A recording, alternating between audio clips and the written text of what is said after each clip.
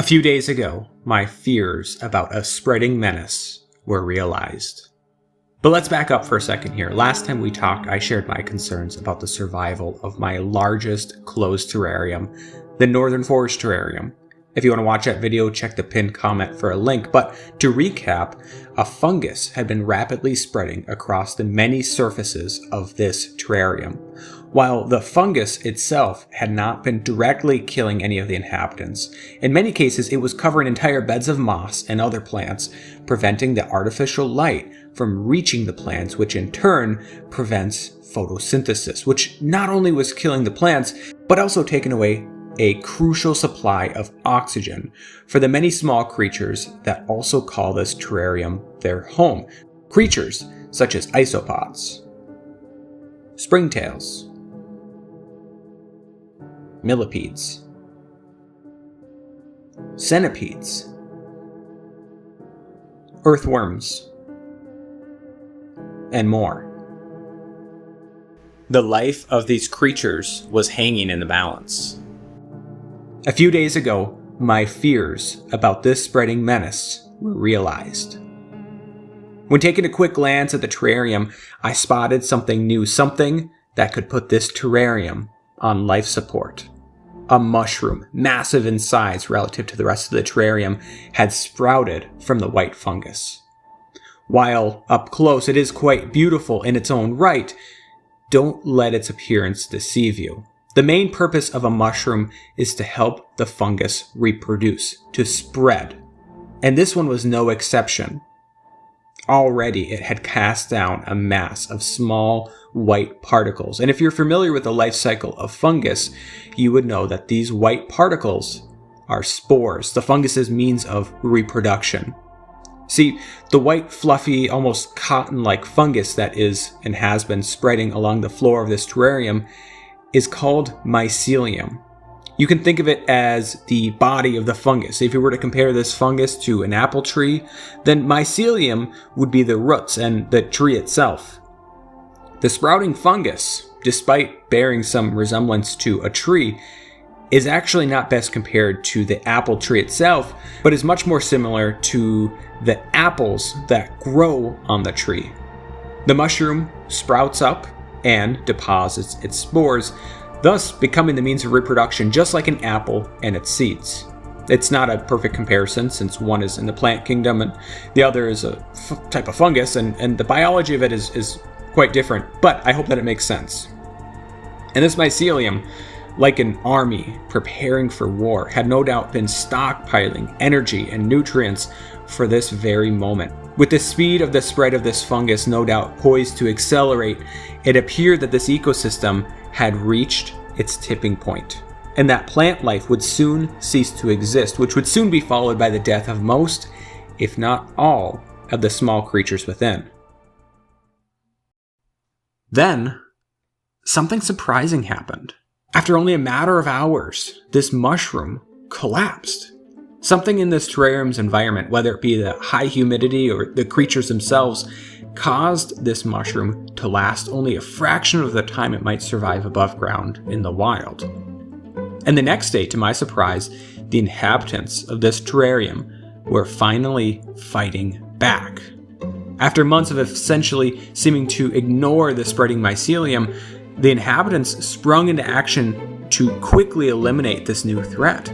Springtails, isopods, and millipedes quickly set to work on the now rotting corpse of the mushroom. But they weren't out of the woods yet. The mushroom had died, but it had already released its spores. Fortunately, the bugs also set to work on the hundreds or thousands of tiny spores that the mushroom had deposited.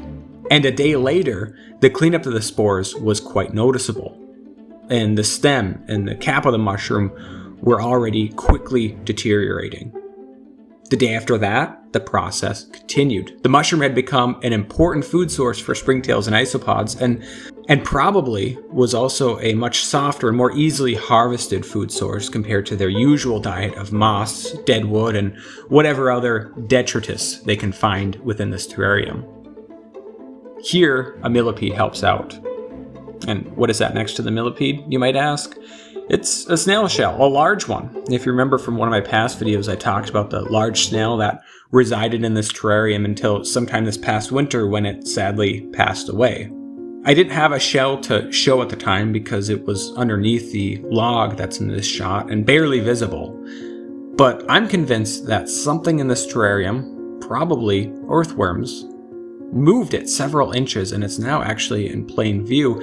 I don't know if they're trying to play a trick on me or gaslighting me into thinking that the snail was alive all along. I did verify that yes, the snail is very much dead.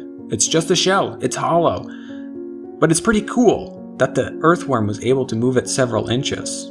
And this is actually a fairly common occurrence in this terrarium where I'll notice that small chunks of wood or rocks or pieces of dirt will move several inches, like overnight. And it took me a while to realize what was causing this. And once I found out, well, I was impressed. And by the way, there's plenty of other snails still inside of this terrarium, though they're much smaller, but no less cute. And as for the snail shell, well, as you can see, the inhabitants are still munching on it, slowly chipping away at it, and it's serving as an important source of calcium and other minerals. But back to the dead mushroom. We're a few days past when the mushroom initially tipped over, and as you can see, it's mostly disintegrated. The mycelium continues to be present, and worryingly has spread to some portions of the far side of the terrarium. That's the side that, as I mentioned in a previous video, had been largely free of the white fungus. And we'll have to continue to monitor that to see if it continues to spread, or with this mushroom's demise, the mycelium slowly begins to subside. And for now, it appears that the ecological disaster that I had feared has been avoided. See, while fungus is an important inhabitant of any ecosystem, these terrariums, just like in nature, need to find an equilibrium. And then when that equilibrium swings too widely in either direction, things tend to go wrong. And my hope is that the springtails and other detrivores in this terrarium will have developed a taste for this fungusy goodness and will soon eat the majority of this above ground fungus. In these terrariums, it really is all about equilibrium. And it can be hard at times for me to sit back and watch the equilibrium swing so wildly in each direction. Yet, that is the purpose of these closed terrariums, to serve as an ecosystem that exists independent of the rest of the world. And today, we can see that this Northern Forest Terrarium has lived to fight another day. Want to hear more about springtails? Check out this video here on the left. They're pretty cool. Isopods, check out the video on the right. I hope you enjoyed this video and I hope you enjoy this channel. If that's the case, make sure you hit that subscribe button and see you soon.